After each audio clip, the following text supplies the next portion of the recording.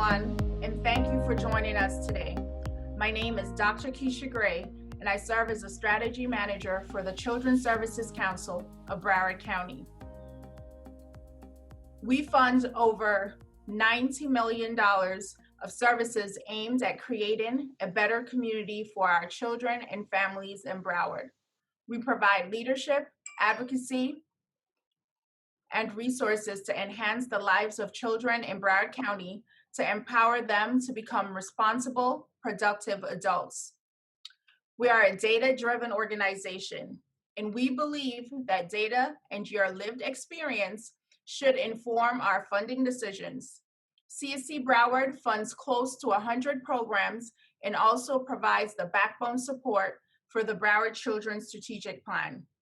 CSC Broward has also partnered with Broward County Human Services Department to provide racial equity training throughout the community to address institutional, structural, and systematic racism.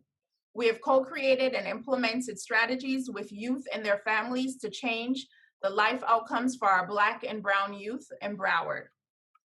We believe that community collaboration is the cornerstone of great results. And through the work of over 40 committees in the plan have been harnessing the power of collective action to improve the lives of our children and families in Broward. The community's work of over 40 committees in the plan have been harnessing the power of collective action. The committee's work to turn the curve on a range of issues from combating homelessness, implementing drowning prevention programs, and helping our young people successfully transition to adulthood. Over a year ago, Arlene and Mike approached us to lead the focus on creating a better community for our fathers, men, and boys. Since then, Arlene Colony and Mark Obel, both of whom you will later have an opportunity to hear from, have been working to get the committee off the ground and running. The Fathers, Men, and Boys Action Committee works to cultivate a healthy ecosystem that supports boys, men, and fathers by training and equipping them with the knowledge, skills, and resources, experiences, and exposures that reinforces their development. What better way to introduce themselves, to encourage others to join them in these collective work than to host a virtual community conversation on the state of fathers, men, and boys in Broward County. Now, before we get started, if you have not done so yet, I invite you to join us on Slido. Yes, we do need to get some audience participation, and answer the question, what action steps do you see that are needed to improve the lives of fathers, men, and boys in Broward County? Before I forget, we are streaming live. And so what I'm gonna ask is that our friends on Facebook also join us in participating.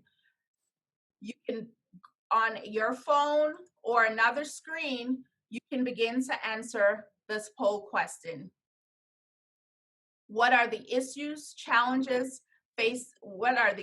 or challenges facing fathers, men, and boys in Broward County? I'll give you all a moment.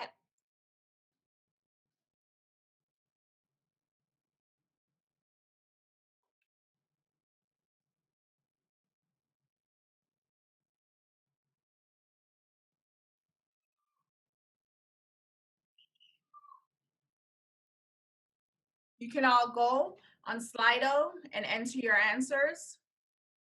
I did forget to mention there is a 1,000 character limit, and we can actually see in live as your answers come on. As the words are actually repeated, what you'll see happen in live fashion is that the repeated words will become larger.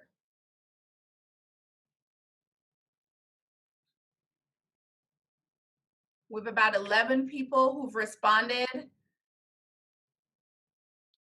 I'll wait until we get about 20 so we get some rich data in here. One of the cool things is that we will actually do this question again at the end. And then based on what you hear from our panelists later on, I'm hoping to see how maybe our answers have changed, or how much more informed you might be based on some of the data that you will hear today.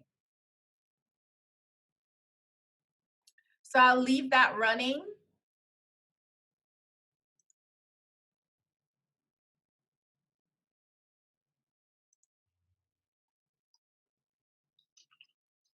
So a couple housekeeping things. Tonight, if you have questions, what I am going to ask you to do is to use the question and answer section at the bottom of the screen. If you're on Facebook, not to worry, we have you covered. You can go ahead and post your questions in Facebook, and my colleague Jeff will actually move those questions over to Zoom so that our panelists might be able to answer them. If your question goes unanswered today, do know that we will provide an opportunity for panelists to respond, and we will go ahead and repost them in a fashion that you'll be able to follow on social media. Again, if you haven't participated in the Slido, I will leave it up so that you can participate as you get settled. Again, we'll ask it at the end. The committee will be using the information that we gather here tonight to create their first Turn the Curve report to chart the path forward as the committee works to create a better community for our fathers, men, and boys in Broward County. But first, let's all get on the same page. What does the data tell us in Broward County? I'm going to turn things over to my colleagues Gloria Pudiak, Senior Planning and Research Manager, and Dr. Lorenzo Benani, Research Manager, both with me here at CSC.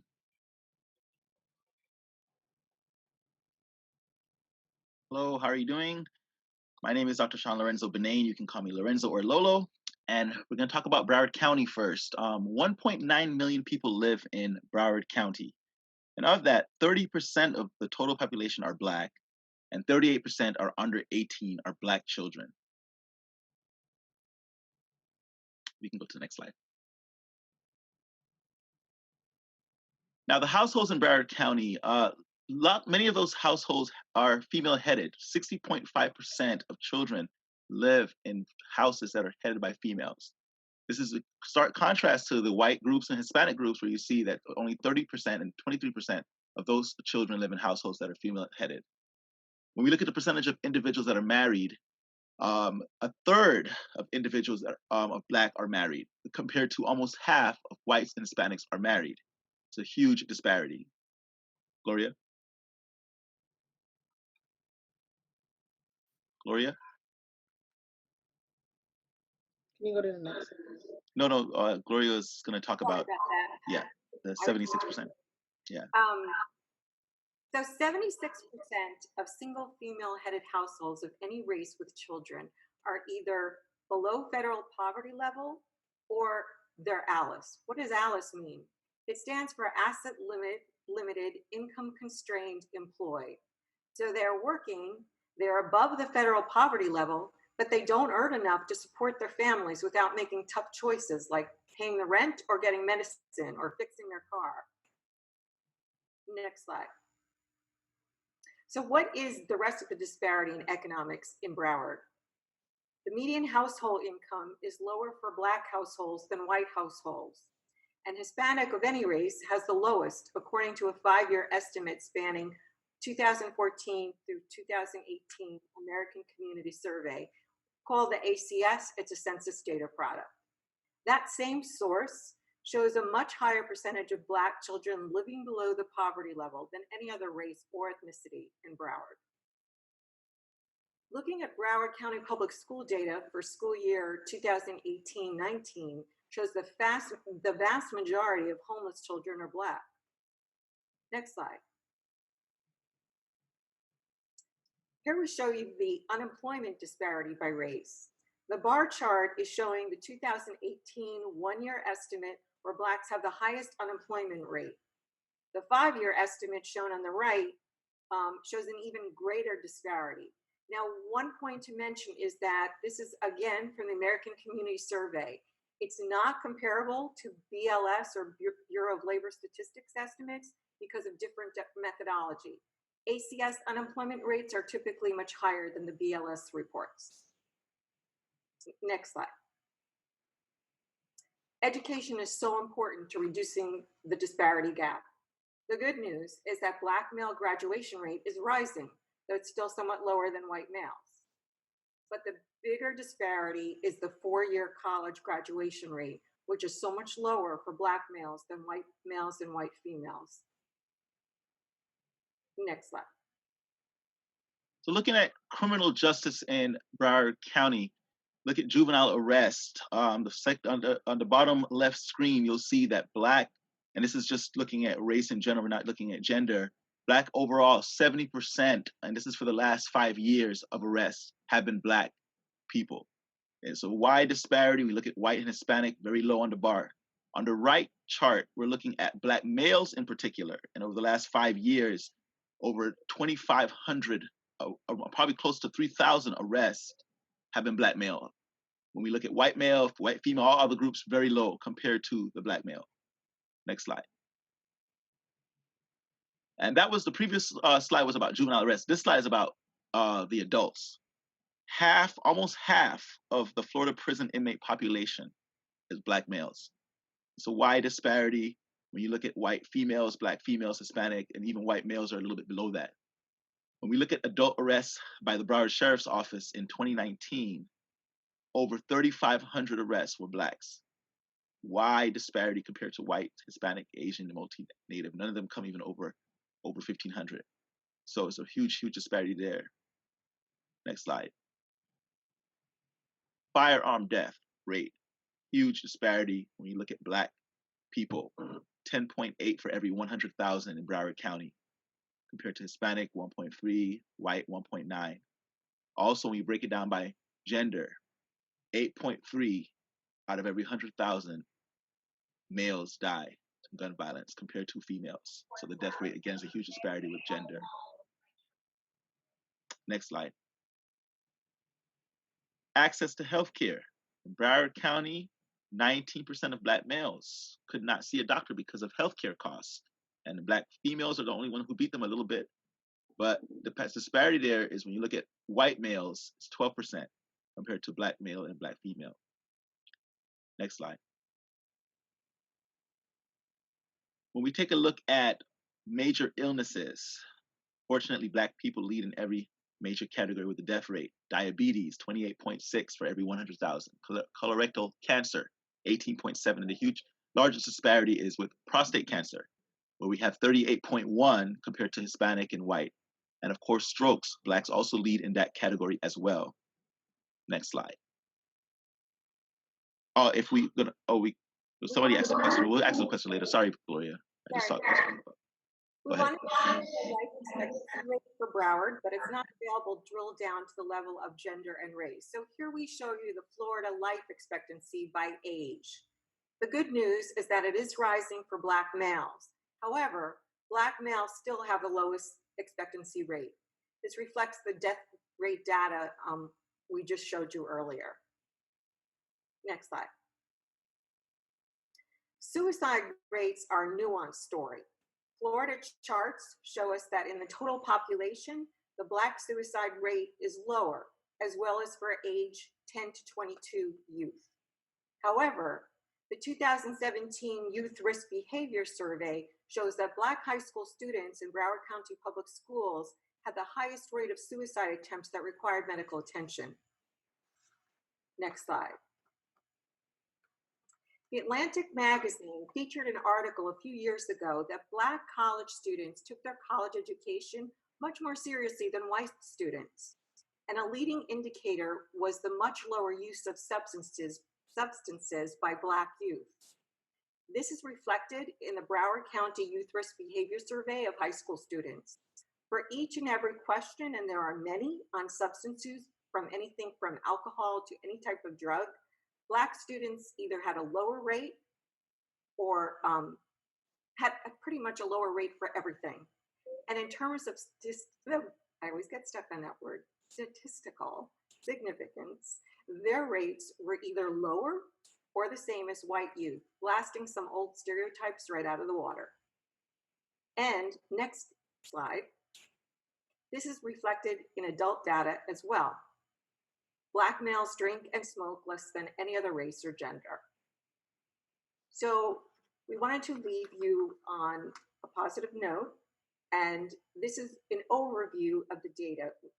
We are still looking into drilling it down more, and we will continue to work with the committee as time goes on.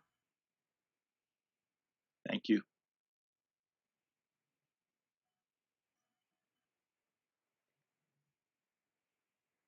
Thank you, Gloria. Thank you, Dr. Benny. Guys, as we look at that data, it tells us a story. And we want to make sure we put another flavor and essence to that story. I want to introduce to you Larry Donald Ellison, a man of many talents. He's a poet, a writer, a successful business owner, an associate pastor, and the author of Masquerade, What Lies Beneath, a book of an extraordinary collection of poems that will take you from an emotional carousel, from melancholy to pure restoration. Mr. Ellison. Good evening. The piece that I'd like to do for you this evening is called In Screaming Silence. And it begs the question, if a Black man cries out for justice and no one hears him, does he even make a sound? In screaming silence. Think not that though tears never fall, or pain seems not to exist at all, that life's neither extracted a costly toll, nor ripped his heart a gaping hole. The eyes so clear with a steely stare give no hint of the boiling anguish there. Beneath the surface, seeking a way to find a path into the light of day. But his heart is made of sterner stuff. And though his soul has had enough, he goes day to day, pridefully erect. So the truth, most eyes cannot detect. The more he hurts, the less is said. The heavier his heart, the higher his head. His appearance, in truth, his emotions belie. The quieter he is, the louder he cries. In silent screams. Thank you.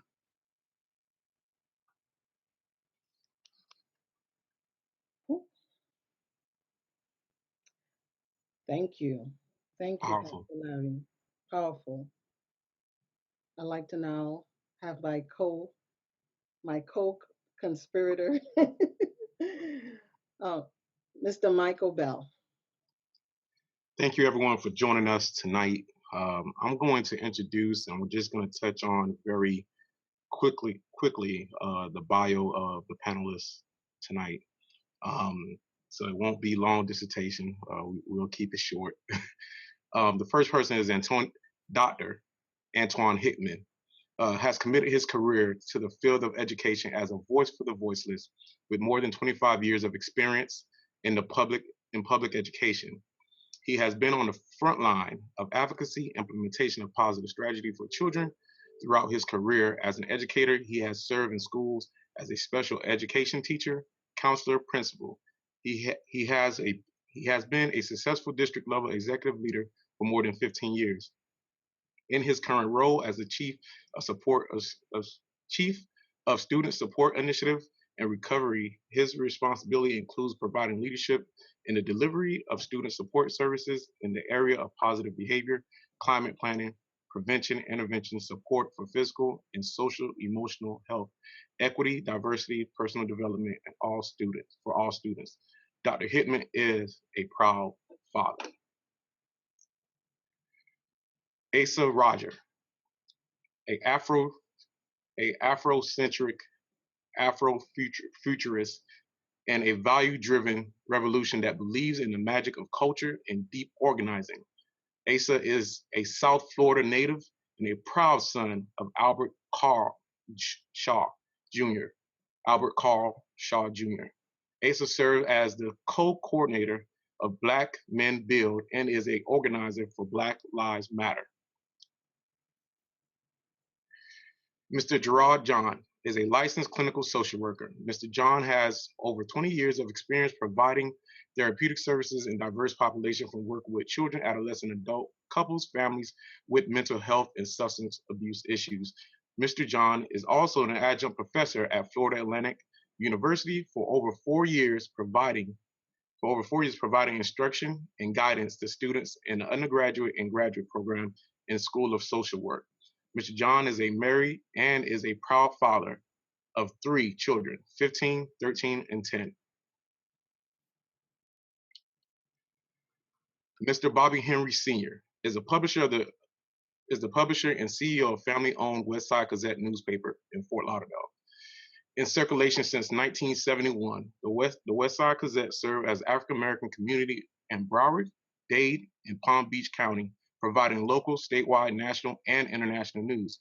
Mr. Henry Innovation and Entrepreneurship Initiative have led to dramatic transformation of the traditional family-owned African American newspaper. Since his elevation to CEO, the newspaper has seen an immense emerge of influential corporate members within the state of Florida throughout the nation. Mr. Henry has devoted many years to uplifting youth, mentoring Black men, whom he reached through motivational speaking. Besides being appointed by Governor Jeb Bush to sit on the Florida Black Business Investment Board, Mr. Henry has been an active member on board of numerous organizations, including Negro Chambers, NAACP, National Newspaper Publishers Association, National Paper Publishers Association, Black Press of America. He's also an active participant of Fort Lauderdale Newmont Olive Baptist Church. There's more. Then we have Gordon Weeks. For over 20 years, Gordon Weeks has dedicated his life to public service and the pursuit of justice. In 1997, he began his career as an assistant public defender at Broward County Public Defender Office, where he proudly represented the poor, the mentally ill, the children of our community. As a chief assistant, he has tackled head-on abusive practice in adult jail, juvenile facility. As a result of his efforts, Florida ultimately cut ties with one of the nation's largest private sector prisons. He also spearheaded a campaign to shed light on deplored condition within foster homes and mental health facilities. His expertise has been recognized statewide in the areas of condition of confinement, private sector prison, and reducing the schoolhouse to jailhouse pipeline. Gordon is a proud husband and father. And Bobby Henry is also a proud husband and father. Guy Anthony Willer. Guy Anthony Willer is a national, international expert in the area of treatment, consulting, training with strong focus on criminal behavior and substance abuse and mental health in regards to athletes, and now music entertainers as well. He is a co-author of 2 cultural curriculums, Promise Practice called Rehabilitation, Empowerment, Accountability Therapy that serve adults and juveniles. These manuals for adults is 18 to 29 and juveniles for 12 to 17, addressing clinical treatment issues that are culturally and relevant to the national urban population. Guy has 3 training videos that are sold around the country. His most popular video is Absent Father, was so profound and powerful that the White House invited him for dialogue and participate in the original Fatherhood Initiative. For the last 3 years, Guy has constantly worked with the NBA PA Parent Program and 2 years with the NBA Rookie Program. Guy currently serves as the CEO, President and CEO for the Willer Group, Guy Willer Group, and Justice for Life Institute. Vice Mayor Brian Johnson. Brian Johnson worked with at-risk youth for more than 20 years. These have included youth who were being negatively impacted by an environment with high incident of drug abuse, and crime, chronic juvenile offenders, and youth who were facing extremely life difficulties. After realizing that poverty was one of the consistent roots of the issue, Brian decided to alter his career as a president and CEO of Minority Builders, supporting a network of nearly 300 minority and small business throughout South Florida, creating training jobs for nearly 600 workers and preserving safe home for our senior citizens, over 600 senior citizens, and low moderate income family annually. And these are your panelists. And Mike, did we forget to introduce Michelangelo Bell, Executive Director of Community-Based Connections here in Broward County and co-chair for the Fathers, Men, and Boys Action Committee. And I am Arlene Lisa Connolly, President and CEO of IC Group, right here in Broward County, and the author of the book, Let Your Daddy Lift You Up, Healing Daddy Issues to Build Healthy Relationships. I welcome you all today, and I would like to open up and ask the panel this question. Many of you may know the book written back in 1983 by renowned author Dr. Jawanza Kunjufu. Dr. Kunjufu is the author of over 66 books and has dedicated his career to addressing ills afflicting Black culture in the United States. In his book, Countering the Conspiracy to Destroy Black Boys, he provides advice for parents, educators, community, and church members on providing guidance for ensuring that African American boys grow up to be strong, committed, and responsible African American men. I ask you this question, unpack, is there a conspiracy to destroy Black boys? We're going to start with at the top, Mr. Vice Mayor Brian Johnson. Brian C. Johnson, let me correct. Good evening, everyone. And it's interesting that you start with me, so I guess I get to set the pace. I'll just be honest with you. I tell people all the time, I've been an elected official for 6 years and 4 months. I've been a Black man for 46 years and 7 months. So an issue like this comes through my Black man lens. And I'll tell you that the conspiracy that Dr. Kunjufu talked about in 1985 still exists, and it has a name. And that name is the preservation and protection of a philosophy of white supremacy.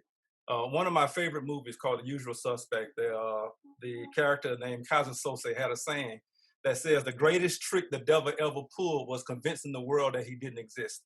And as far as I'm concerned, the greatest trick the oppressor ever pulled was convincing Black people that we didn't have value outside of white codependence.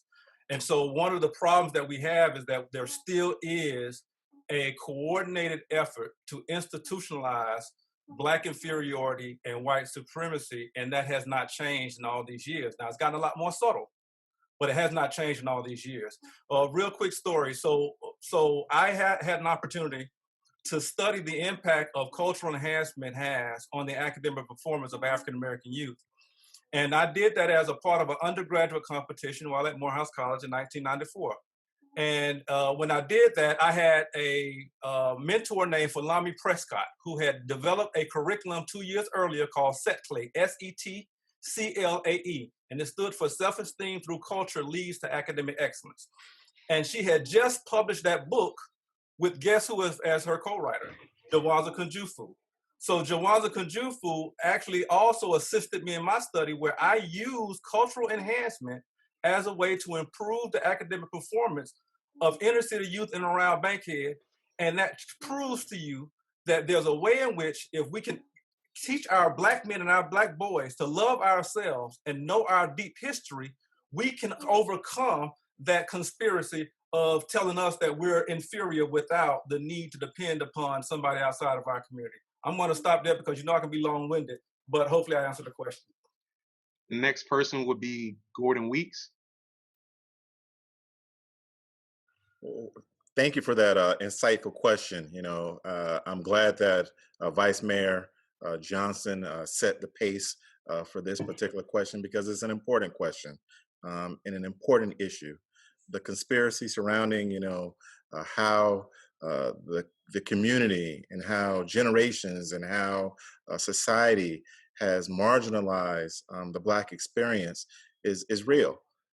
You can look back at the history of this country, which was founded under a premise that Black people were 3/5 of value. And then we just celebrated Juneteenth, which announced the freeing of the slaves, but it was 2 years after that actual proclamation took place.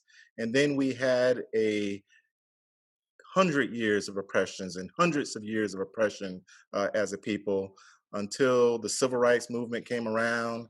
And even before that, Jim Crow was running rampant all throughout the South.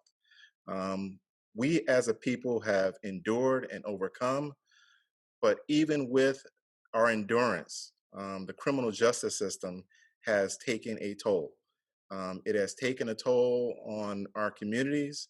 There has been a war on drugs that has ravished our neighborhoods and incarcerated a whole generation of men and women. That has affected our children and our families, our economic power, our health, and it's all surrounded around marginalizing a group of people that once stronger together, united in a common cause, will emerge and be strong again. No matter how much that has put in our way, no matter how many issues or burdens or challenges that our people have faced, we have always risen up to the occasion, and we will still persevere, even with that conspiracy and that reality that we have to deal with on a daily basis.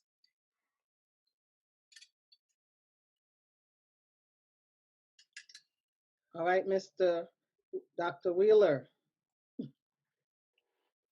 I think these brothers have certainly laid the groundwork, and whether that was intentional or not intentional, complicit, I think that it's irrelevant because the outcome is the same.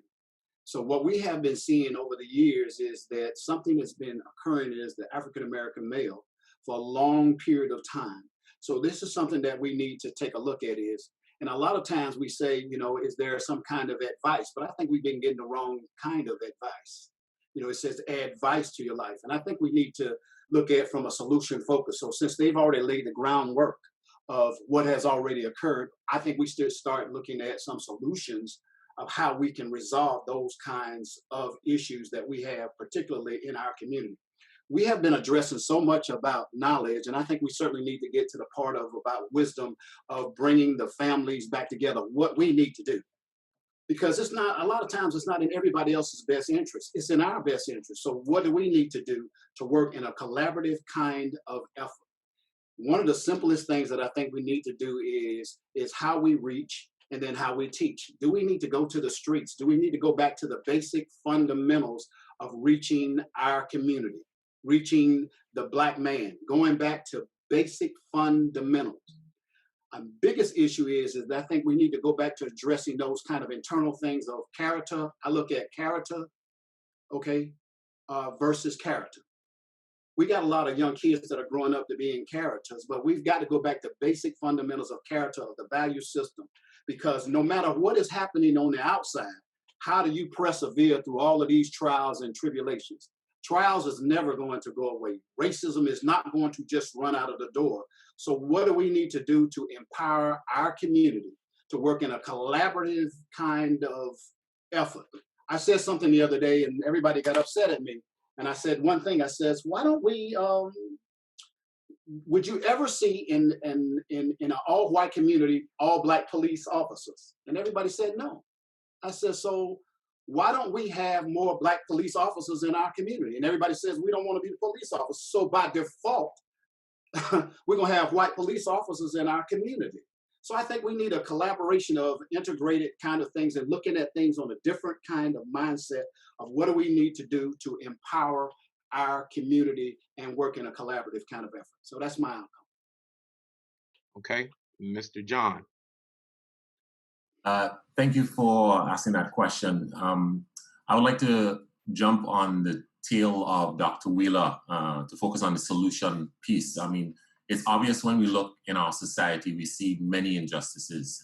The questions that beg answers. Why is it that you have so many single families, Black women raising children? Where are the Black men? Why are so many Black men incarcerated? There's so many atrocities that we see that we beg the question, what's driving this? I had the opportunity to spend some time to look at Dr. Kunjufu's video clip on countering the conspiracy to destroy Black boys. And he made mention of a couple of different conspiracies, but two stood out to me. One of which was there's a lack of male role models and distorted media. I think for too long, Black young boys, Black men, Black fathers, they succumb to buying into a lie that's being bought to them or portrayed to them, and they buy into these lies. And I think it just perpetuates itself, because from a man, a boy turns into a man, and a man can turn into a father. And then we have so many Black men who are still boys, and they're fathering young boys. So I strongly believe in looking at the education piece is the key to really help these young Black boys, men, to overcome that cycle that they're caught in constantly. I strongly believe if you don't know what you don't know, you can't fix it. And so therefore, if we don't know what we don't know, we keep perpetuating this cycle, and these young boys watch their fathers move away from the homes, and so therefore they grow up and do the same thing. And the young girls will see the mom staying in the home, cooking and cleaning and taking care of the kids by themselves. And inevitably, she grows up to be a young woman, and her faith is just like her mother. So I think it's important that we educate, and we focus a lot on helping these young boys start to understand what they don't know. So hopefully they turn into men where their knowledge base is increased, so they break that generational cycle. Thank you. Thank you, sir. Dr. Hickman.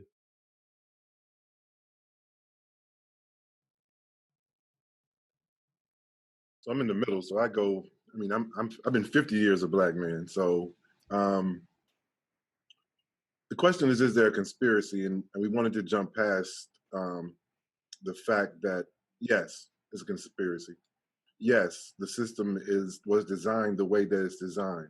We're on this screen or on this panel as successful Black men from different ranges and different skin tones.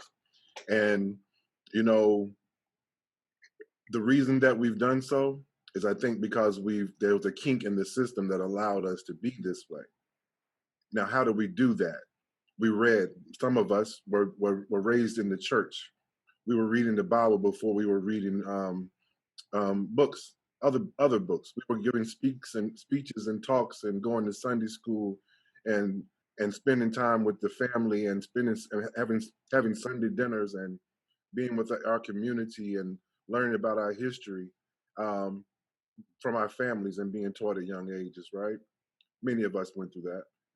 That's where we did learn to dress up. That's where we did go and learn with other men to tuck your shirt in, pull your pants up, tie your tie, let your sleeves, look at Mayor Johnson, whose sleeves probably lay down about a quarter inch under, just a quarter, right, about a quarter inch, So we learned that from having the conversations, but the system wasn't designed for us to be where we are today. Let's go back to that. It took me some time to realize and learn that I participated in this Racial Equity Institute conversation that was sponsored by the CS Children's Service Council, and learned that because of the history and many of us not knowing our history, we have repeated the history, not in a good way.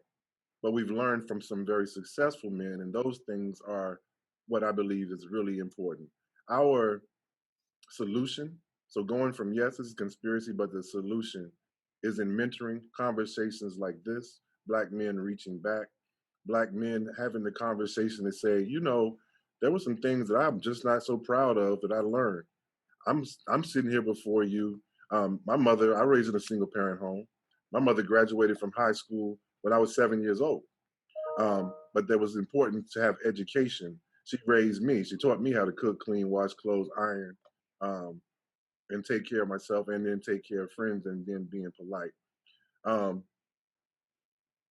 the author spoke about how women raise their girls and then love their boys. And that love doesn't really get us, it gets us through. It teaches us how to manipulate mama, but it doesn't teach us how to manipulate the system. And so I go back to the importance of training and raising men up to be boys and teaching them the system itself.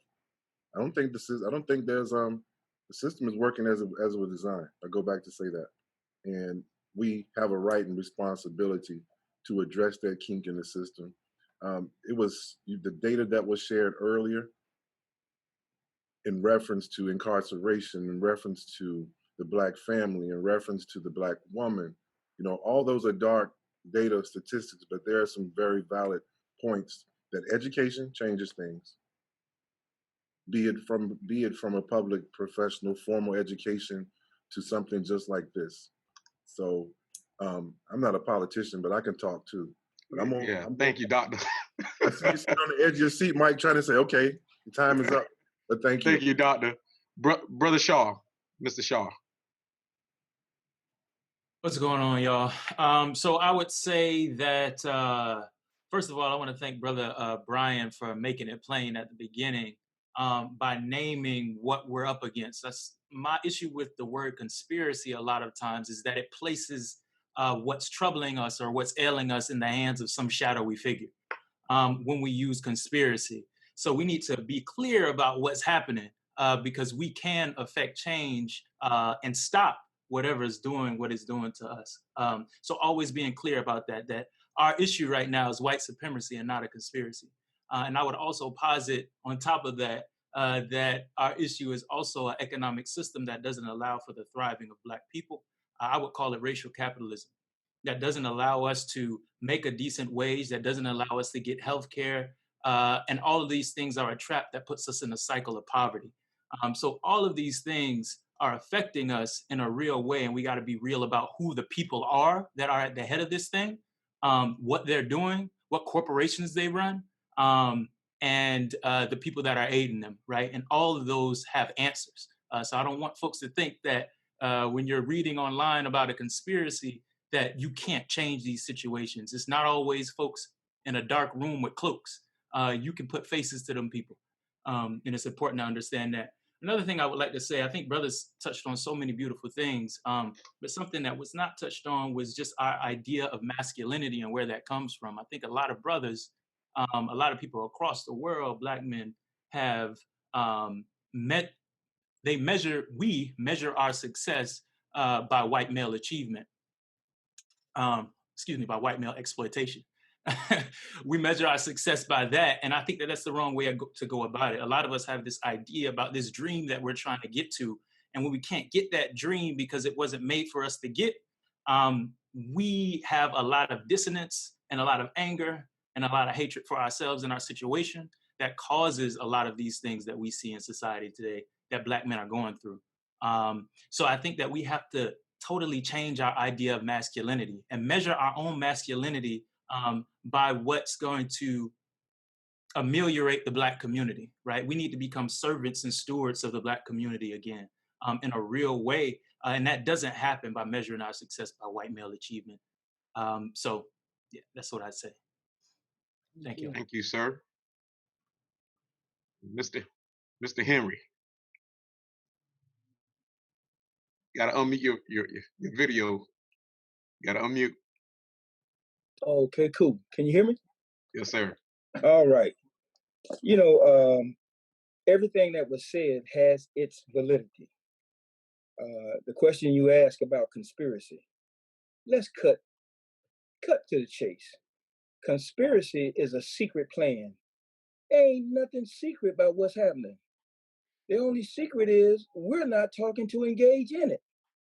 So we can sit back and have a discussion on a figment of our imagination, the conspiracy to destroy the Black male.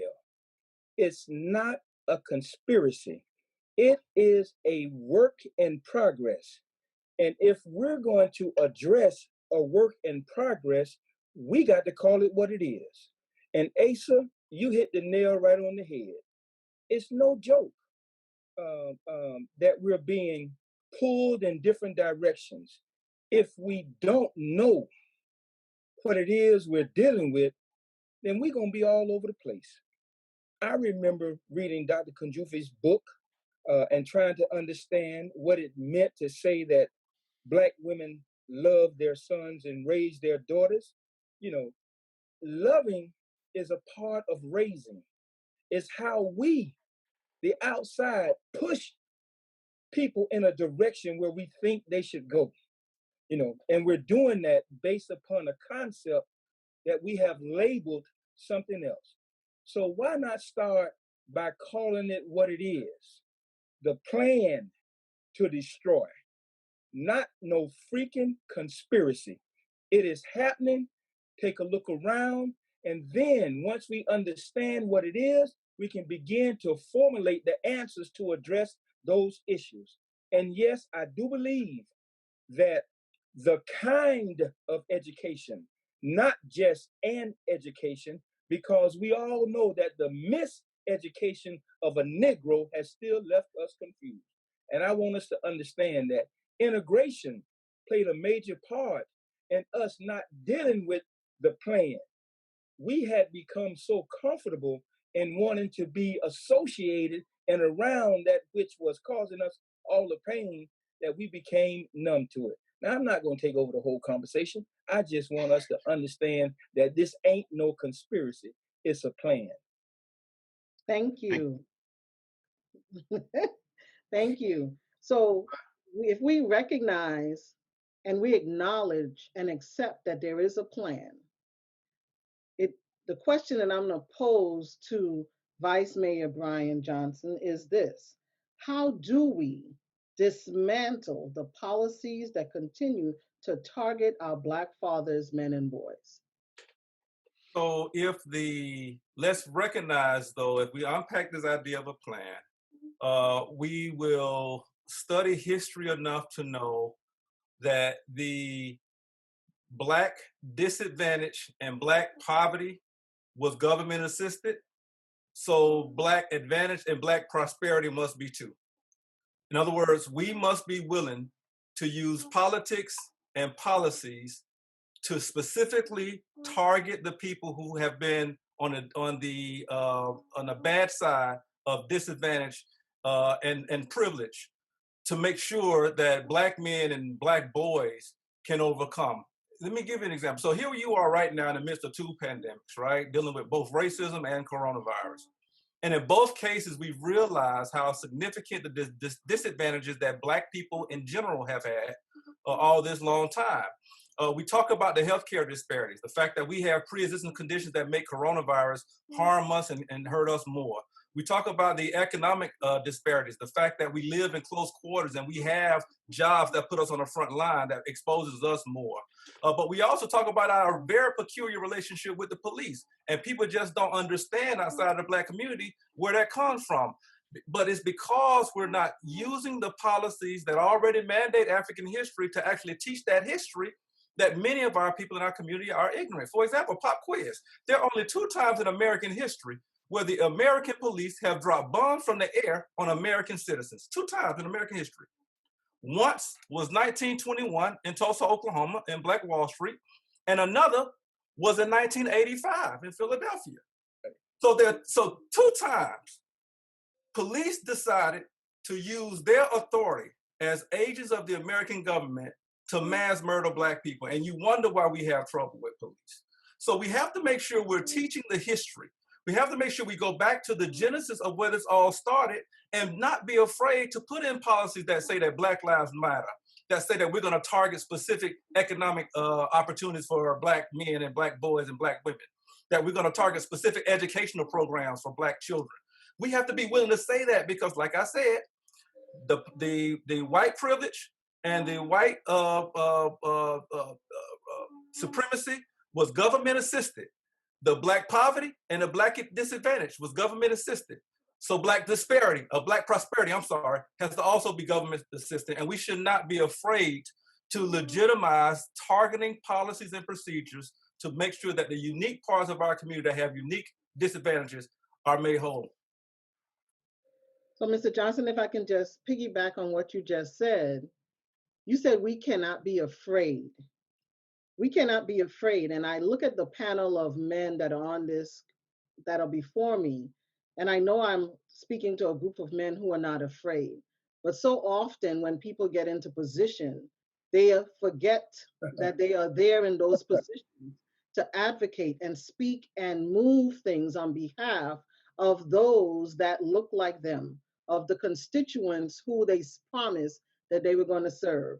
So how do we ensure that we are not afraid to say that we are not just concerned, but we are willing to stand in the front line and say, in our prospective positions, that we are representing the disadvantaged, we're representing people of color, we're representing the race from which I belong. Well, I'll tell you that, and I've said this before, that if you're gonna be wearing our jersey, we expect you to be playing for our team. And unfortunately, not everybody who's wearing our jersey is playing for our team. And Mike and I remember a few years ago, we were inside of a courageous conversation training, and I made the point. When is the last? And I ask y'all, and anybody who's watching, when's the last time you heard a Black elected official say the word Black in public? I'll give you a minute. I'll give you 2 more minutes. I'm gonna stop right there because my point is that sometimes we get too afraid to even call our team by its name because we're so afraid of making other people feel uncomfortable. But nobody else has trouble calling their team by their name. It's only us. So we have to demand as a community, as a voting public, that the people who serve in these seats to lead our people who are wearing our jersey actually play for our team. Thank you, Mr. Johnson. So I want to take that question, a different question, to Mr. Bobby Henry Sr. Mr. Henry, too often, white-dominated media is telling our story, is telling the story. How do we begin to control the narrative in regards to our fathers, men, and boys? Because even when you heard some of the statistical information that was presented, if we follow what popular media says, we are the heavy users of drugs, alcohol, and things of that nature. So how do we begin to reframe our own narrative?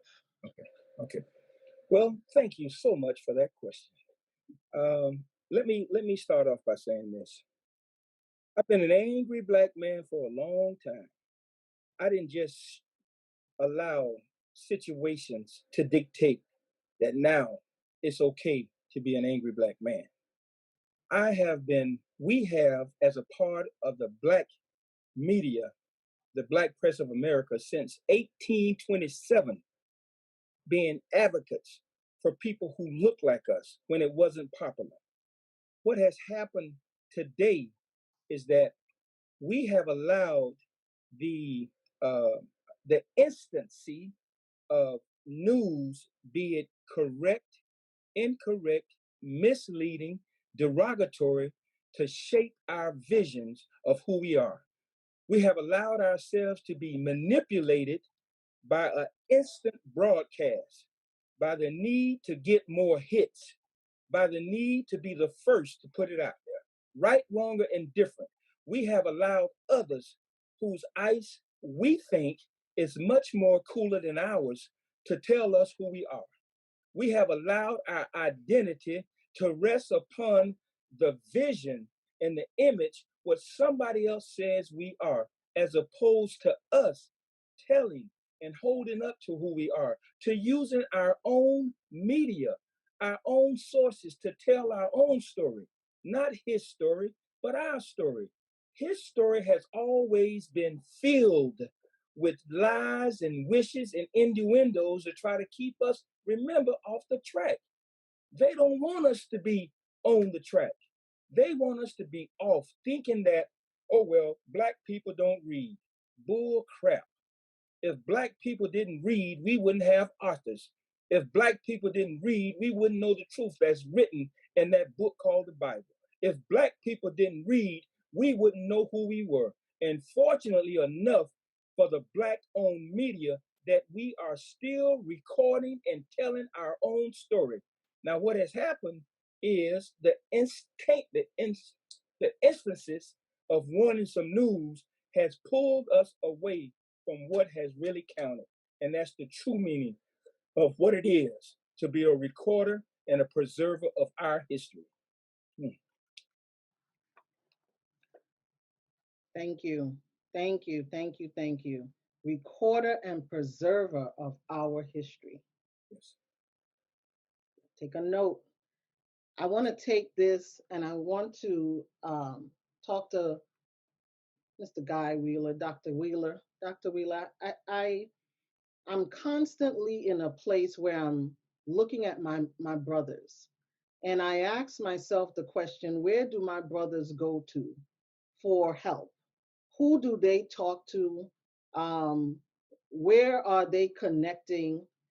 The weight, when I listened to the poem, when I read the poem that Pastor Larry Ellison read, when I heard the words that our men, with all the weight on their backs, with all the things that happen to them, they are still standing upright.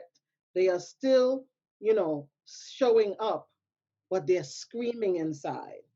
And so there is this sense that our community turns to substances to address some of the issues that they're facing. So my question to you is, when Black men is strung out on drugs, where is there the support? And is it really that our men are turning to substances to help mask the pain, the weight of what it means to be a Black man in America, to be a Black boy, to be a father?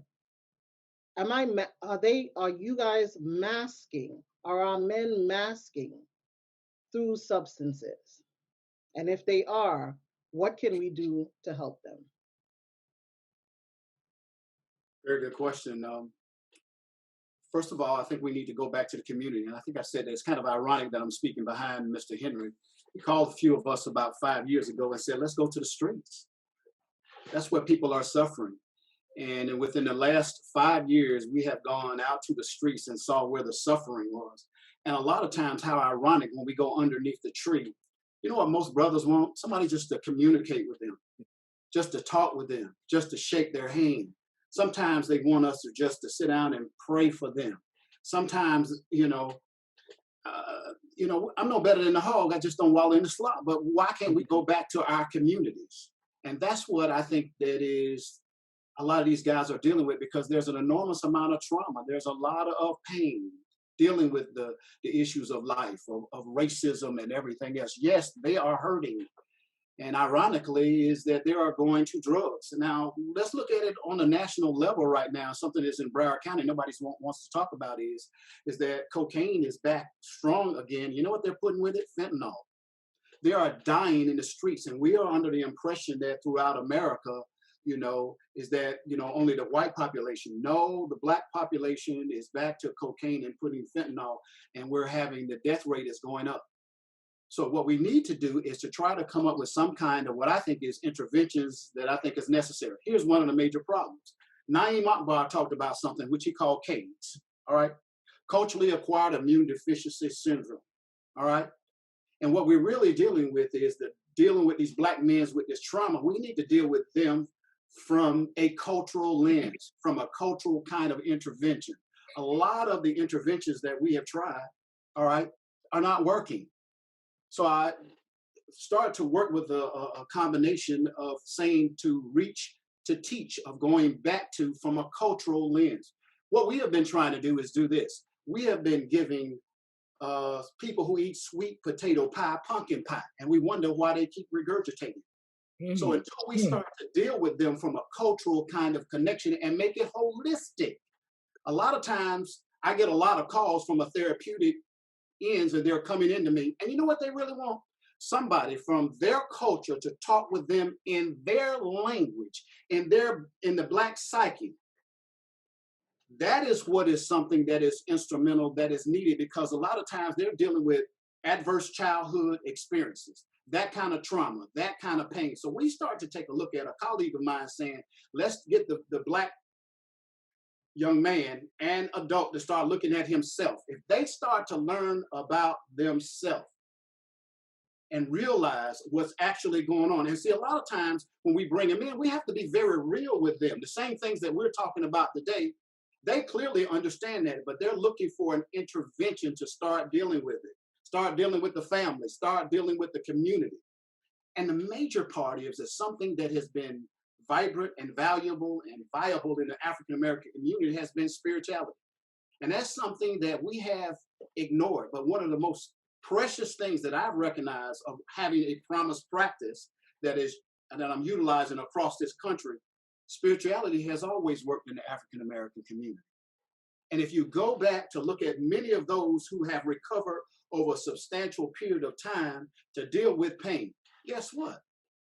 Look at Mr. Miller, William Miller. Guess what? He came up with motivational interviewing in the whole area of mental health and substance abuse. He wrote a book called Spirituality. You know what he stated? He stated that unless you have spirituality of working with the African American community, you have a blind spot. So we're going to have to incorporate programs that incorporate, yes, cultural responsivity, all right, cognitive behaviorally, all right, interventions on an outpatient as well as on a residential kind of program, and utilize those kind of connections. Another thing, get the recovery community involved. Get guys who are coming out of the criminal justice system. You know what? Guys been out 7 to 10 years. Why don't we utilize them again? So we have a vast amount of talent that is in our community, and I think we need to use the sciences of what we have right now in our communities, all right, the sciences that is used across the universe, as well as different type of components to deal with the kind of pain, the kind of hurt, and allow them to be in a group forum. There's some of the same things that we're talking about right now. Give them the opportunity to vent it. Do you know how many Black men, we had a survey of members of my family. We did a Zoom call, and in the process of the Zoom call, you know what happened? What was very interesting, that every one of us, and I took an early retirement even from the police department, had dealt with situations as it dealt with the police. So we started to get the families together and say, let's learn how we can go ahead and address these issues that we can end up being productive. But that's very traumatic. So we have to go back in our community, set up something that is extremely holistic in a sense. Because if we're having all of these issues, particularly with the grandfathers and the fathers, and it's great to hear that those numbers are going down as it relates to in the prevention and everything else. So maybe there's some great programs, but we really need to seriously start to take a look at from a holistic kind of perspective of other programs in our community. Thank you, Dr. Wheeler. So I want to go to Mr. John next, but I want to just kind of connect the two, because yes, everything you said, but we often know, and when I search for people of color, particularly men who are not guided to the helping profession. So when I ask the question, where do our brothers go? Where do our men go? Well, there's very few Guy Wheelers, there's very few Gerard John, right? So who are the people with those cultural lenses who can be there to facilitate and to address those challenges if we're not present in the profession? So I just want to go to you, Mr. John, and ask this question. Can you tell me, when we look at the layers, and we often, to what you just said, Dr. Wheeler, there are layers upon layers of trauma. When I say layers upon layers of trauma that rest on the backs of our fathers, of our men, of our boys who experience trauma in their developmental stage, who then grew physically, but haven't grown mentally and emotionally because of that trauma. And then they become fathers who are still lacking the development to be able to operate in that role. And I'm frustrated when I look and I see that we keep holding our men to a standard of which they have not been properly prepared for. And then I know my sisters and women, we want to dog our men out because they are not standing in their rightful place. And people don't often understand why I'm in this role, but it's because I think about how can we help and support and insulate a safe environment for our men so that they can grow and unpack and heal so that they could be the men that we know that they're created to be. So when we look at the layers of trauma that rest on the backs of fathers, men, and boys, that seeks to crush their spirit at an early age, how do we cultivate a safe environment that fosters healing, restoration, and renewal for our men? Excellent question. It's so interesting that you asked that question because in my teaching at FAU, most, if not all of the classes that I teach, I can have up to 25, 30 students.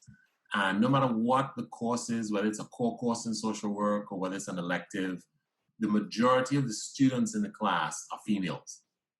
And it's interesting because we want to look at fostering and developing these professionals who will go into the field, like Dr. Wheeler said, to now help these, to help clients, African Americans or any culture. How do we help them remove that trauma? But then if it starts from in schools where 95% of the students are females, as a professor teaching, I look and I go, well, if the majority of these students are females, that means the people that are going into the field to now help these young men are going to be females. In my role as the administrator at Broward Addiction Recovery Center, it also is interesting because we have male and female clients, and the majority of the clients are males. So we can have a ratio of 64 males to 30 females.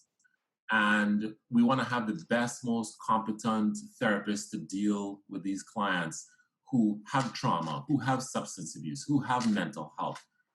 But the interviews to fill these positions, the interviews that we get are females. So now we have female therapists that are working with males. We may have Caucasian females working with African American males. Understand? And so they do the best that they could from a competency perspective or clinical perspective. But you can have a young man who is an African American who grew up in a single home with mom taking care of him, and his father was absent. He's been sexually abused, so he resorted to substances to mask his pain. He got incarcerated, spent a couple years in prison, and so now he comes to us, and he has a female therapist. So not that the female therapist cannot help him, but it's just interesting how this kind of perpetuates. So this same male, African-American male has children, right?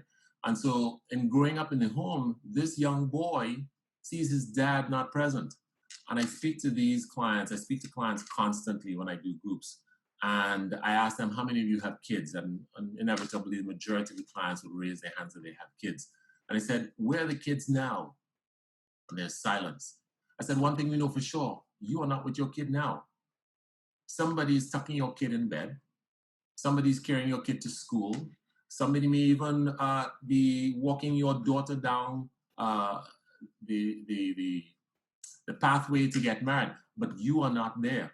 So we have a lot of these men dealing with many issues and the trauma that they experience. And this could be trauma from a child, right? From childhood trauma. So I think Dr. Wheeler touched on it with the adverse childhood experiences. So it's shown that adverse childhood experiences sets a precedence for a child moving into manhood, and it affects their well-being, not only their emotional and physical well-being, it also affects their medical well-being. So the more adverse childhood experiences that you find a child experience as they grow older and become an adult, it can affect their cardiovascular issues. It can affect mental health, substance abuse. And so therefore we have to help these young men who now become fathers, who themselves have trauma, to help the children who have trauma. How do we do this? There's so many different ways we have to do this. We have to deal with each person on a unique basis. But first we have to educate these men. We have to first educate them on what is happening with them. Why are they doing the same things over and over? Because if you don't know what you don't know, you can't fix it. So the first step is educating these boys, educating men, educating fathers in terms of why do you do the things that you do? Why it is that you first resort to physical violence with your child's mother? Why it is you would decide to rob a store instead of getting a job? Why are these things happening? You first need to understand why you're doing what you're doing. So education is a key factor. Somebody may mention that we need to create a safe space for these men to speak.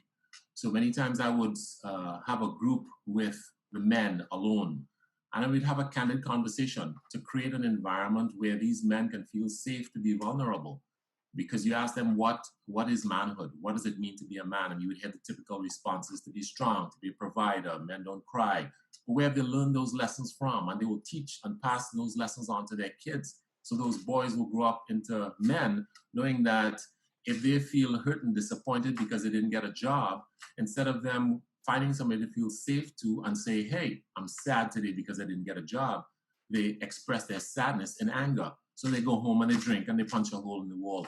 So first creating that space where men can feel safe to be vulnerable. And that could be a whole learning process. Because remember, we have these boys who were taught by their fathers, suck it up, don't cry, get up, dust it off. And so now we have these men that are just unable or have a very difficult time with expressing themselves. So teaching them how to express themselves, to be vulnerable, and then re-educating them, changing that mindset from whether they learned how to be a man from their father or from the media or from other cultures, but teaching them and introducing them to new ideas and philosophies about what it is to be a man. That a man could be weak, that a man may not have to have all the answers, that a man will need to say, I'm sorry. So educating, creating that safe environment and helping them begin to unpack some of the things that have happened to them to help them understand why they did or why they do what they continue to do. So safe place, education, continued work, and most importantly, reassurance. And a big piece that I've seen working, especially with the men, is they need to learn to forgive themselves. They need to learn to begin to let themselves off the hook. And that's very difficult for some men. So working with them, creating that safe space, educating them to help them reshape and rethink some of the things that they were taught that were lies, and helping them understand that moving forward, you can learn this process, because the same way you unlearn healthy ideologies, you could also unlearn these ideologies, unlearn healthy ones. So you could be the best, most effective father to your kids and deal with your trauma and break that intergenerational cycle so that your young son doesn't have to grow up to not address their trauma, to be in the same place that you were. Thank you. Thank you. And so when we look at trauma, and remember we are talking about what is the state of fathers, men, and boys in Broward County. And so I would like to ask Mr. Shaw, and I'm going to go two questions with Mr. Shaw and Mr. Weeks, but I first would like, Keisha, if we can put the poll question up so that we can get some additional feedback from our audience. And the poll question is, if you're hearing everything, what action steps do you see that are needed to improve the lives of fathers, men, and boys in Broward County? What action steps do you see that are needed to improve the lives of fathers, men, and boys in Broward County? That is the poll question that is going out to our attendees. And we're looking forward to your feedback, because this committee is about action. We are engaging in conversation and dialogue, pulling information from those who have been in the seats working on behalf of our community, and we are asking you, what are your thoughts on that? So I want to move to the area that has been really very heavy on the hearts of our overall country, our community, but particularly for us as a Black community. And so, Mr. Shaw, there's been a strong uprising in regards to Black fathers, men and boys dying at the hands of white law enforcement across America. Again, we're talking about trauma. When you heard Mr. Wheeler talk about how many people in his family had interactions with law enforcement that may not have been positive, if you ask most people of color, they have a story. So from the position of Black Lives Matter and the Black Men Build movement, beyond the march, what is the action steps needed to maintain the momentum to bring action and actual change so that we can move from speaking about trauma to actual initiatives that brings healing and restoration to our community?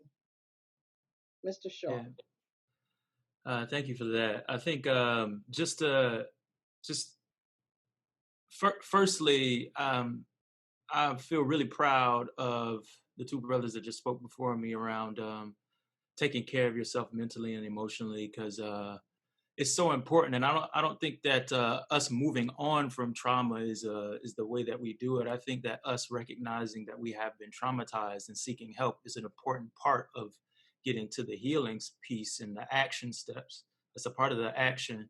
I myself just got into therapy about a month ago, and it's been going really great for me. And I wish I would have done it sooner, because there's just a lot of things as a Black man that we know that it's hard for us to deal with alone. And as a Black man and as a man, period, it's hard for you to reach out to a brother and really have a conversation to get that support in the way that you would like. I mean, most Black men on this panel, if you call one of your friends, they're going to ask you what you want, not just, you can't just sit on the phone and just not have something to say. But sometimes we need that. And it's so important for us to sit inside of what has happened to us and get help and talk to people and be a community around getting that healing from that trauma so that we can be our best selves when we're fighting on the front lines for our people. As far as action steps outside of trauma and healing in that space, I would say that Black men need to get organized.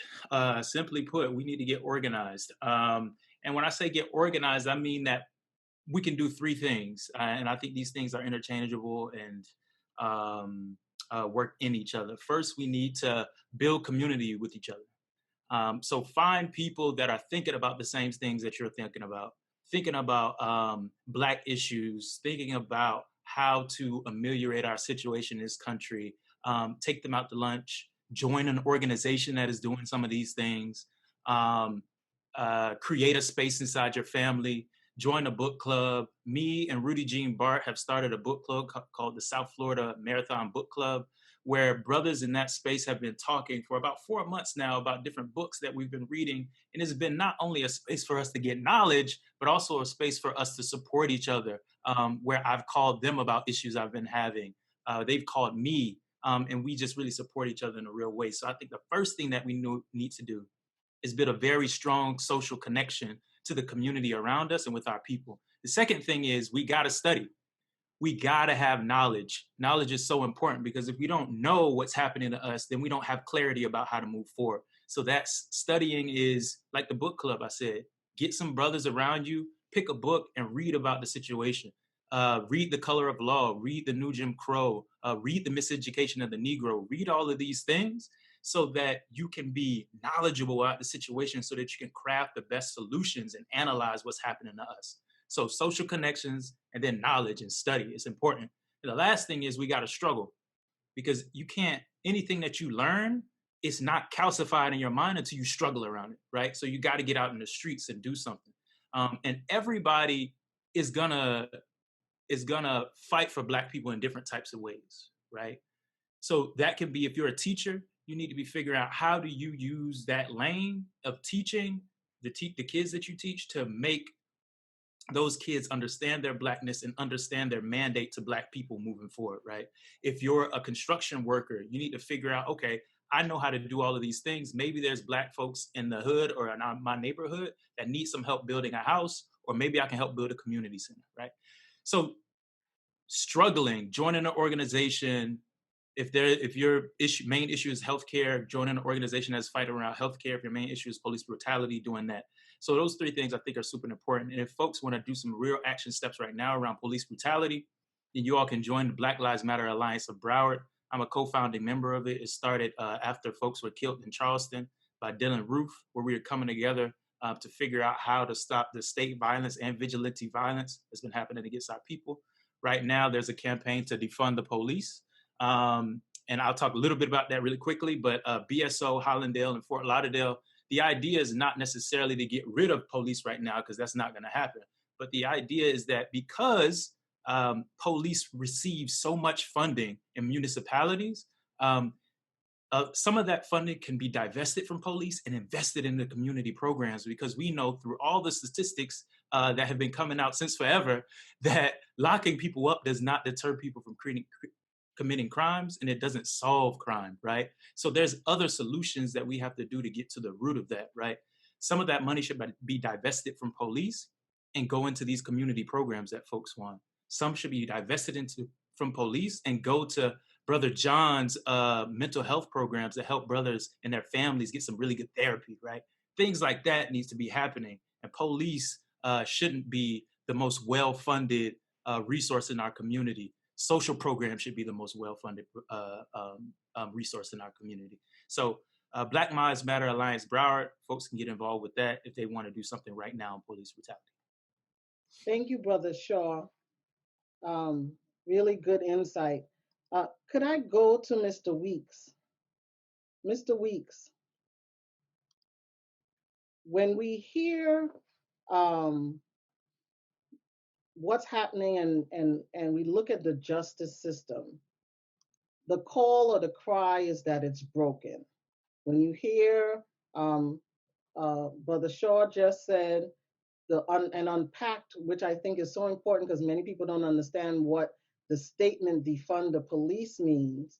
So thank you for that, Brother Shaw, because so many people don't fully understand it. How do we look at the justice system, acknowledge that it is broken, and when it comes, especially when it comes to Black people, and what actions can be taken to reconstruct the system, especially for fathers, men, and boys? Because when we looked at the data that was shown at the beginning of this conversation, the data shows that there is a huge disparity among how we are being dealt with in the criminal justice system. And we're calling it out, like everyone said, for what it is. So what do we have to do, Gordon Weeks? You know, we are in a sea of change right now, something that we are going to look back on generations in the future and recognize that this was the time where we turned the corner. You know, I remember starting off in the criminal justice system as a young, bright-eyed, bushy-tailed public defender. And I remember there was this whole conversation about, you know, super predators and, you know, this myth that crack babies would grow up to become ravaging neighborhoods. And, you know, they traveled on this myth, and they traveled under those scare tactics, and they traveled under those delusions about, you know, folks are going to be at risk, and we have to get tough on crime. And those were some really easy catchphrases for people to politicize. And, you know, we have gone for generations and seen the impact of that approach and realized that it hasn't really made the community any safer, but it's just destroyed generation after generation of folks in this community, particularly Black folks in this community.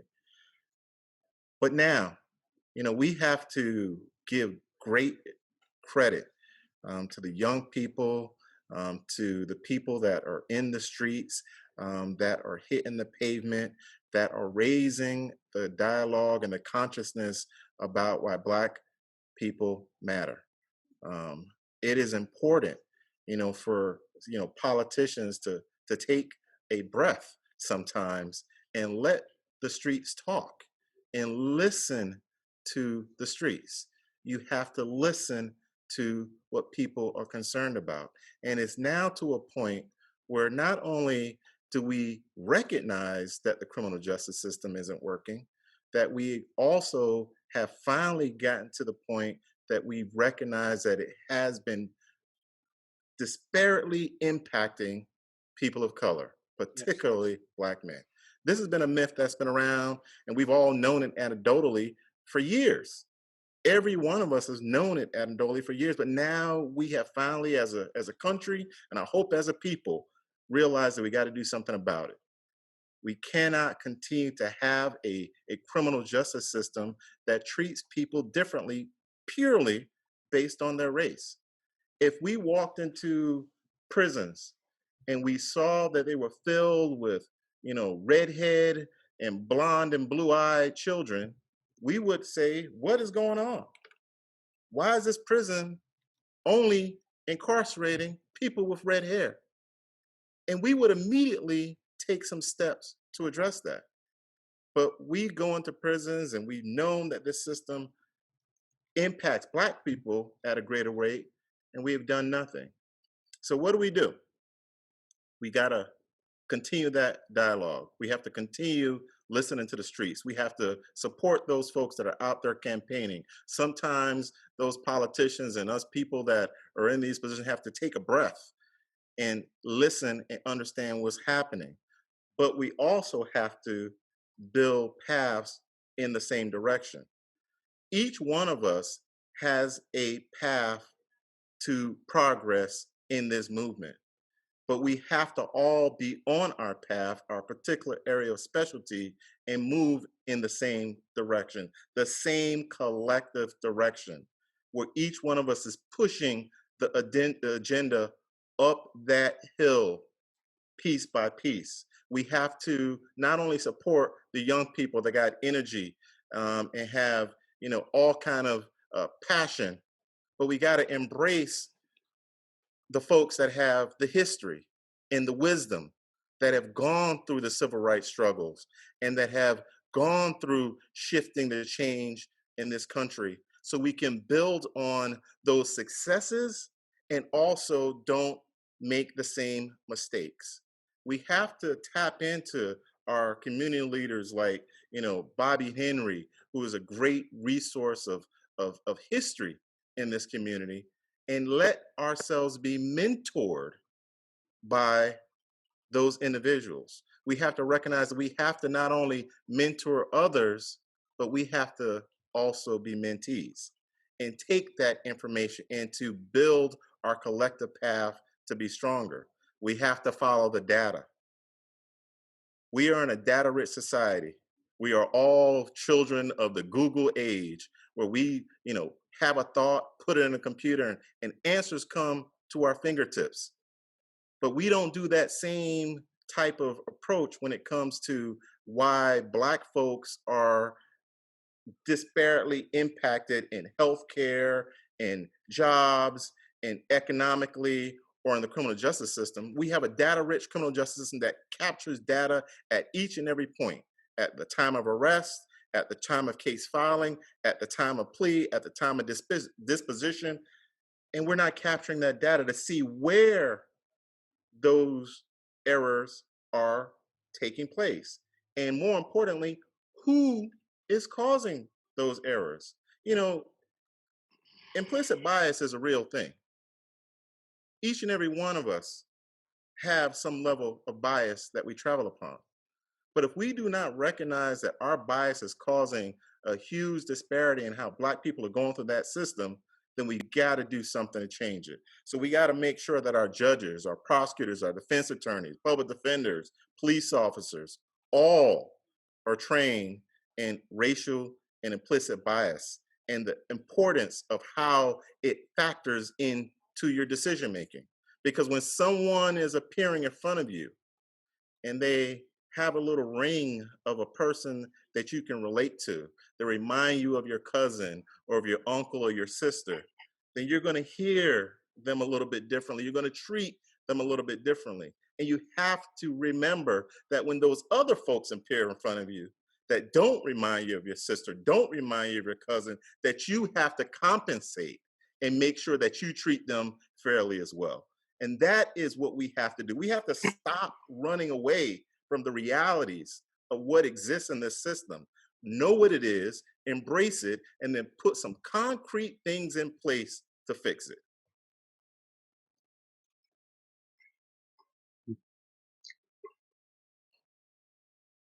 Gotta unmute yourself. Hearing a similar statement. I want us to stand on something I keep hearing us all say, and that is we need to organize because we don't all seem to have one agenda or clear agenda of the direction we may be going, right? And that we need to build community, right? So that we are moving in the same direction is what I heard. Because we are stronger together. But if we're not clear about where we're going and what the real issues are, and like we said, beginning of conversation, call things out for what it is, and then work on unpacking and addressing that. And so critical in all of that, almost every one of you spoke to the importance or the need or the value of education. And so I want to go to Mr. Hickman right now. And Mr. Hickman, if we know and we've heard that education has been stated as the great equalizer, how can we address the education disparity that continues to plague Black boys and suppress their potential as men and fathers from being what they call the productive members of society? How do we take an education system like Mr. Shaw talked about, getting together in that book club and read? Everyone mostly relies on an educational system to be the source of their knowledge and insight, when we have said at the beginning that the system was not designed for us to win. And so when we win, it's because we have fallen through the crack or gone against the grain of what the system put in place to suppress that young boy from a very early age so that he doesn't even grow to be the man that he was destined to be. So can you talk to us about the role of education and how we can continue to work on addressing those disparities that are impacting our boys and causing them not to grow to be productive men and ultimately responsible fathers? Sure can. Let's start with something that we just have to hit. We got to smack ourselves right in the mouth for. It's our responsibility. It's not to send it to this. It's not the school's responsibility to raise children, to raise these boys to be Black men.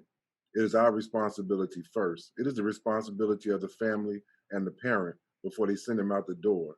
You start reading with your child before they even go to school. I mean, I'm giving strategies. Okay, this is how you need to start. We read and we read with our children before they go to the door, before you send them to someone else. We talked about data briefly, but you look at a book from Ivory Tolson. It's called No BS. Black people need Black people who believe enough to not believe that every bad thing they hear about Black folks, right? And no BS is no bad statistics. Stop reading the data or believing in the data. Let's disrupt the myth that there are more Black men in college than in incarceration. Now, many of us won't believe that because we've been told That's very true. wrong. There's more men incarcerated. Our Black men are in jails. Our Black men, we have more Black men in college than we do in incarceration. How did they get there?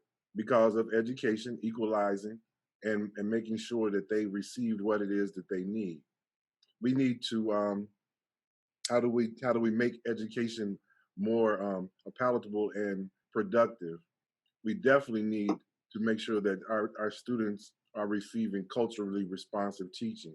We have to teach one another how to teach culturally. Now, we cannot blame it on, I said again, I'm going to smack ourselves in the mouth. Well, you cannot blame the white teachers for not understanding or not being able to reach and teach our Black boys unless we work with them and we provide them with culturally responsive products, materials, supplies, information. How do they know how to work with your child if you don't talk to them? Now, here we go. We're going to say we are working too much. We don't have time to communicate with the school. I send my child to learn. I send him to the school to take care of it. Yes, my mother did that. She worked 3 jobs, sent me to school. I had to go to school, and she believed everything the school teacher told her. But most of it was true.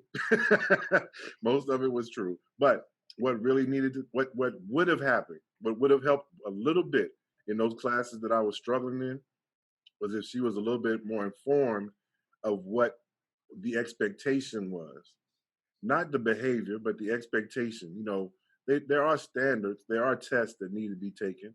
You can't believe everything in a standardized test, but how do I produce? What is the ultimate goal?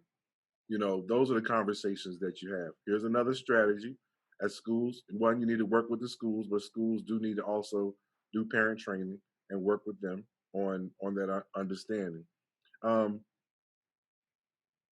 we had to teach the way that our boys learn, and we don't all learn the same. So it's with a history in special education, and I'd say, you know, all means all and educating for all. You know, from an equitable understanding, just most recently, a very good scenario, um, a good analogy is that, you know, we have a group full of students, and let's say we're teaching, and we want to teach them equally. We want to make sure that they all receive the same thing. Well, that's the issue of equity. It's not about giving them all the same thing. It's about giving each student what they need. So that means you have to understand the child. You have to recognize what the student knows. You have to know what their strengths and what their weaknesses are, and then address that. But we have a responsibility of teaching to those things.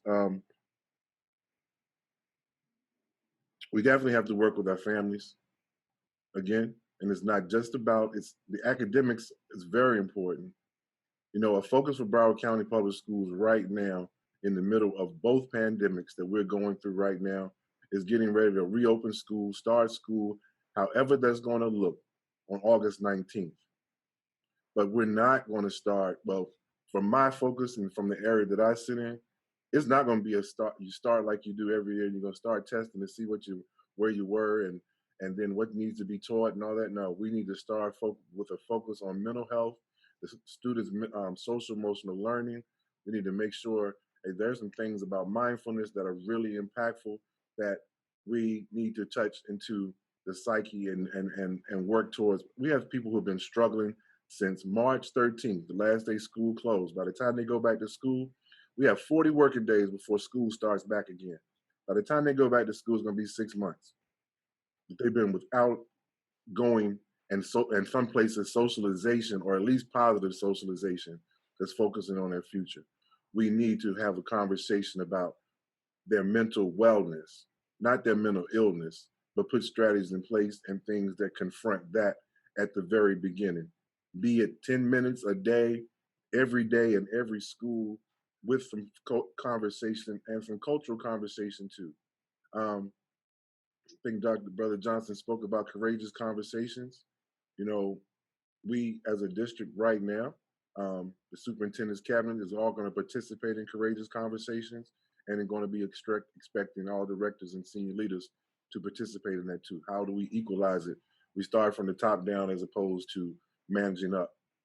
I could go on and on, but I think I'll answer the question, and if I did not, please restate it, or I'll be more than happy to continue. Excuse me.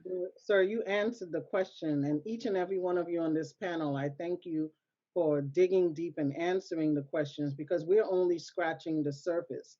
And the purpose of this conversation was for us to begin to open up that box, open up a space for that dialogue to take place, because this committee is this is the start This is the springboard for this committee, and we wanted to make sure that we already were informed about where we're going, but we needed to be fully informed by the collective intelligence of our community, who is on the pulse of what's happening, and interested in the outcomes that are for our people, and for us not to continue to state the wrong statistical information, but how do we build on what we know is needed to grow, shape, and move community.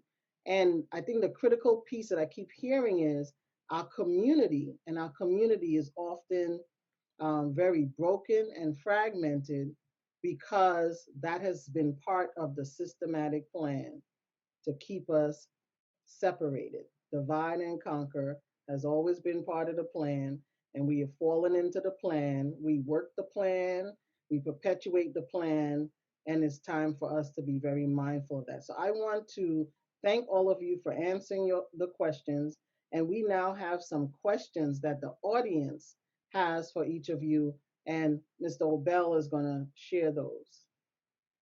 So the first question would be, what should be the roles of our white allies in this effort of us dismantling this system? Again, what should be the roles of our white allies in this effort of dismantling the system? I'll take this one. Brother, I saw the rap artist whose stage name is Killer Mike, but he makes sure he tells people to call me Michael when my mama's watching TV. Being asked this question on a show, and his response resonated with me, and I'm gonna just share it here because I think on the flip side of Black people being real serious about self-preservation and coming together to do so, we also have allies who can be very, very helpful to us, and many of them have been. And so Mike's response to Skip Bayless was, Black people are tired of trying to educate white people out of the racism they created. And his response was that there have been plenty of white educators who've been trying to teach white people about how to be anti-racist, and people haven't listened to them. He quoted a few people. Jane Elliott, for example, has a very, very important video, and I would strongly recommend everybody within the sound of my voice who's interested in learning how to be a good ally, please Google Jane Elliott, the Brown Eye, Blue Eye experiment on YouTube, and just watch it. The 47-minute one that was in the United States, watch that one. Tim Wise is a noted white speaker. He has a YouTube video called Between Barack and a Hard Place, where he talks about all the various ways in which white privilege have created Black struggle. And Peggy McIntosh, she wrote way back in 1989 an article that was extremely important then, but somehow we've forgotten about, called Unpacking the Invisible Knapsack, Understanding the Realities of White Privilege. So you've had people trying to teach our white allies how to understand the role that they could be unintentionally playing in sustaining this institutionalized racism. And I would strongly recommend that we bring those folk back to the forefront, because we need all allies to make sure that racist people and those who protect institutionally racist systems will have no places where they can feel comfortable being who they are. Thank you, Mr. Johnson. Second question. How do we put a strong Black agenda action item together for Broward County? How do we put a strong Black agenda action item? How do we put a strong Black agenda action item for Broward County? If I could, can I say something? I wanna digress just a little bit. Brian, you were saying something, and you said a lot. And my piece that I wrote this week, the political season is heating up. And a lot of our politicians have become politricians. They play tricks. So we have to start off by being true to the entire process. In that piece, I said, if you're playing a game, don't expect me to play. But while I was writing that, I came across a very profound statement and quote by a theologian, a politician, and an intellect by the name of Abraham Cooper. And what he said was so profound that it kind of made me really think and to take a introspection of myself. And he said this: when the principles that run against your deepest convictions begin to win the day, then the battle is your calling. Peace have become a sin. You must, at the price of dearest peace, lay your conviction bare, friend and enemy, with all the fire of your faith. So to me, that summed up the whole thing that we must do in terms of bringing allies and in terms of coming up with an agenda. Friend, be damned. Enemy, be damned. What are your convictions? What are you willing to die for?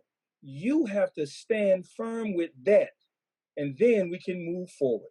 But without any truth, we'll still be doing the same thing. Thank you, Mr. Henry. Last question. Should we be satisfied? Hold on 1 second. Okay. Should we be satisfied with what may be perceived as the current success of Black folks? Should we be satisfied what may be perceived as the current success as Black folks? And I believe what is being said by this is that because we have one elected official in a predominantly white city, it seems like every seat there's one Black elected official.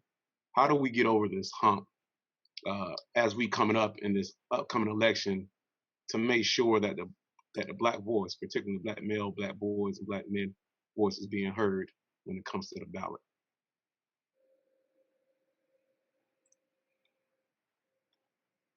You know, I'm going to take this one. Listen, I traveled to Mississippi, and when in my travels, I went to a restaurant and recognized I was the only Black person in that restaurant. And I knew I was in deep, deep South, but it was important for me to be in that restaurant, to be in that space. We have to understand that the spaces that we occupy are important. And too often, we go into other spaces that are predominantly occupied by white folks, and no one has any concern about the lack of participation. It is accepted as a norm. It is accepted as the way that it should be. It is accepted as the commonality of how things exist. So when we go into those spaces and when we are looking around at folks that are sitting on the dais and looking around at folks that are occupying seats of power and commissions and elected office, and we say, you know, you've had a Black president, you've arrived. You've had one Black person on the commission, aren't you satisfied? And, you know, I say to that this: when we have been dealing with society for all these years without the presence or involvement of Black folks, no one ever asked white folks or any other group Are they satisfied because they got all those folks on there? They were clearly satisfied. We need to not be afraid to occupy positions of power. Amen. We should not be afraid to have additional faces of commonality and positions of authority. We should not be ashamed because we have Black folks in multiple positions. You know, it's a strange existence, and it harkens back to why I felt compelled to go to those restaurants when I was in Mississippi. You got to make people feel uncomfortable sometimes. Yes, you do. You have to make them feel uncomfortable. And I wanted them to feel uncomfortable because in that uncomfortable moment, they would ask themselves, why am I feeling this way? Because a Black man is eating in my restaurant? I prayed over that food because I know I probably got some stuff.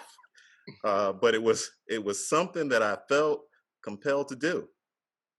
And when we're in those positions of authority, like Vice Mayor Johnson, as a commissioner, and we're moving folks to other positions of authority, we shouldn't say, "Oh, we got two, we don't need any more." We have a we have a district that's designed to be a Black seat, so y'all got y'all district, y'all don't need any more. We should run for the open seat. We should run for the district-wide seat. We should have folks that are qualified and compelled to seek those positions of authority. It should not be based on the color of your skin. It should be based on the commitment and the morals of your character. And for those folks that are looking and saying, hey, should you be satisfied? Have you arrived? Black folks, if there's so many professional Black folks in this community, what more do you want? Well, I'm going to make it very clear. It's not that we want any more.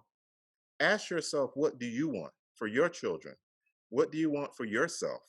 And I guarantee you that's the same thing that any Black person will want for their family and for themselves and for their community that you want. We don't want anything more. We just want the exact same equal opportunity as anybody else. And I'm not ashamed to say it, and I don't think anyone should be ashamed to say it. This community, this country that we lived in, has oppressed Black people from the beginning of time. It was built on Black people's labor as slaves. It allowed a whole group of people to enrich themselves due to work of Black people as slaves. That slavery was overthrown, and Jim Crow still ran rampant and kept Black people oppressed. Yes, we are progressing. Yes, we are educating ourselves. Yes, we are looking at building our community. But should we ever be satisfied? No, we got a long way to go. And it's through those lived and serious life experiences that we will bring something extra to the table to help shape this country and help shape this community to be better, not only for Black people, but for all people, because the experiences that we've had as an oppressed people. Thank you so much. So I really would like to take this opportunity to thank Vice Mayor Brian Johnson, thank Asa Roger Shaw, thank you, Dr. Antoine Hittman, thank you, Guy Willer, Mr. Bobby Henry Sr., and Gerard John, and Larry Ellison.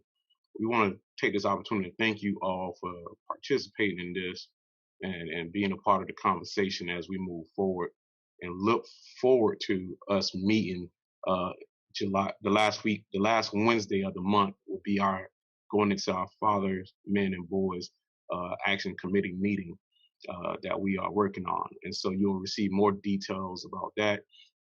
Please go on to the Church Service Council website to find out more information about that. Before I do my final closing remark, I want to turn over the floor to Ms. Conley real quick to say a few things.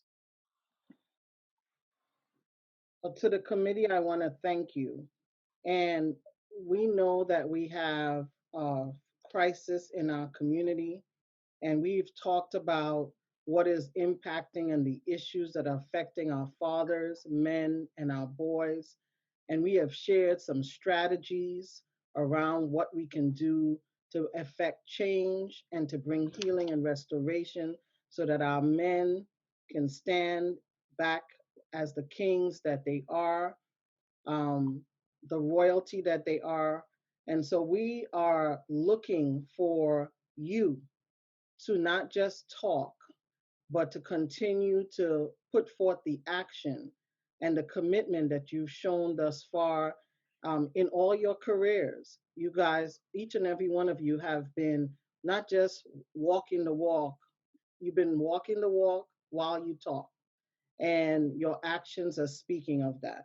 And so, as we are beginning to shift and close out this conversation, I want to ask those who've been listening and hearing our men speak about what's happening. I want to re ask the question again. Now that you've heard it, what are the issues that are facing our fathers, men, and boys? You've heard conversation. Once we begin to get on the right page about what the issue is, what the issues are, so that we can begin to put what is the action that we're going to do to address those issues. Each and every speaker here tonight have shared some compelling strategies, and your strategies, your ideas, your insight has been noted. It's not the first time it may have been said, but as someone said, we are at a pivotal moment. And this is the time that we have to harness this moment and ensure that when our children's children are looking back and they said, what was happening in 2020? They're going to say there was a pandemic happening and all businesses and everything was shut down.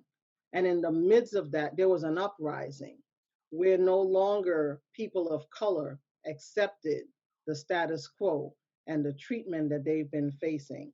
And that a community and a country of both Black, white, brown, of people woke up and said, we have to look straight in the face of what's been happening in America and call it out for what it is. That there's been a systematic plan, strategy, approach, and there have been people in position and places who maintain that strategy, position, and approach, fueled it so that it can grow and that it can be maintained. And now we are saying no more. So when you hear people of color say we are tired, when we look at our men and we say that they are tired, we are tired, but we're not burnt out. We may be scarred and bruised, but we're not broken. And we are calling for right now true justice, true acknowledgement of what has been happening in this country. And so I thank each and every one of you for your transparency. And I look forward to what the work this committee is about to do, because this is a pivotal moment. And so we are going to enact change, transformation, because the revolution is here. And so I want to close with saying this: for any fathers, men who desire to be a part of a group, Community-Based Connection have an awesome dad, awesome men mentoring group where most of the fathers as much meet with other fathers like themselves. They meet every Wednesday.